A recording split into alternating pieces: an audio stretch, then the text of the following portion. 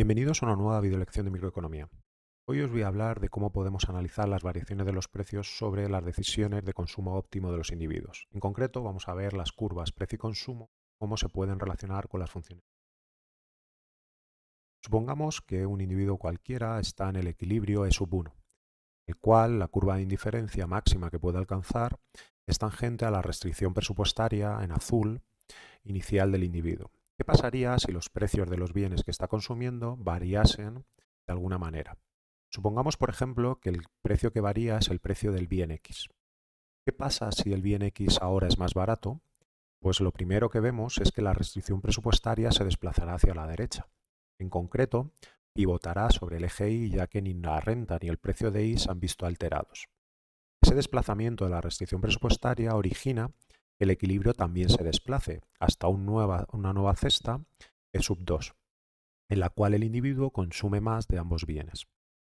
Por otro lado, si el precio del bien X se aumentara, es decir, si fuera más caro, el desplazamiento de la restricción presupuestaria en este caso sería hacia la izquierda, también pivotando sobre el eje Y, porque ni la renta ni el precio de Y se han visto alterados, y esto originaría un nuevo equilibrio E sub 3 en el cual se consume menos de ambos bienes. Si nosotros unimos todos los equilibrios que fuéramos alcanzando para todas las variaciones posibles del precio de X, obtendríamos la siguiente línea, que es lo que hemos llamado en economía la curva precio-consumo.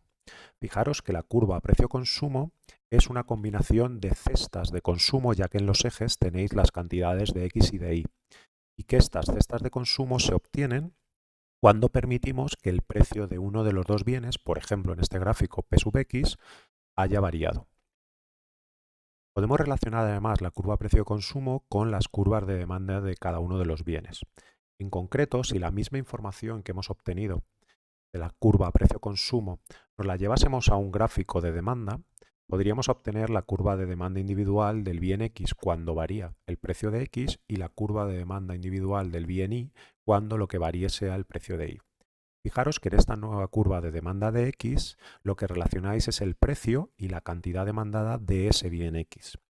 Y que suponéis que el resto de variables, en concreto el precio del otro bien y la renta disponibles, son constantes para poder construir dicha curva de demanda. De esta manera podremos identificar dos tipos de bienes. Los bienes ordinarios, que son aquellos que tienen una curva de demanda con pendiente negativa, es decir, con una relación inversa entre el precio y la cantidad consumida, y los bienes Giffen, que son aquellos que tienen una relación positiva entre el precio y la cantidad demandada de dicho bien. ¿Cómo se calcula la curva de demanda de cada bien?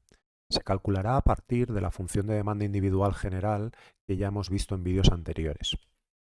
Vamos a suponer que únicamente cambia el precio del bien que estéis analizando. Por lo tanto, tienen que permanecer constantes tanto la renta como el precio del otro bien. En el caso de la curva de demanda del bien X, permanecerán constante el precio de Y y la renta, mientras que la curva de demanda del bien Y tendrán que permanecer constantes el precio de X y la renta M. Veamos un ejemplo con las preferencias regulares como hemos hecho en vídeos anteriores. Suponiendo una función de utilidad a por x elevado a alfa por y elevado a beta, ya hemos visto en vídeos anteriores que las funciones de demanda individual del bien x era igual a m partido 1 más beta partido alfa por el precio de x, y la de y era m partido alfa partido beta más 1 por el precio de y. Si sustituimos por el valor de la renta m, es decir, le damos un valor en esas ecuaciones a nuestra renta, obtendremos las dos curvas de demanda individuales. La de x, que será igual a k partido p sub x, y la de y, que será igual a h partido p sub y, siendo k y h unas constantes resultantes de sustituir la renta y los parámetros de las preferencias alfa y beta para cada caso concreto.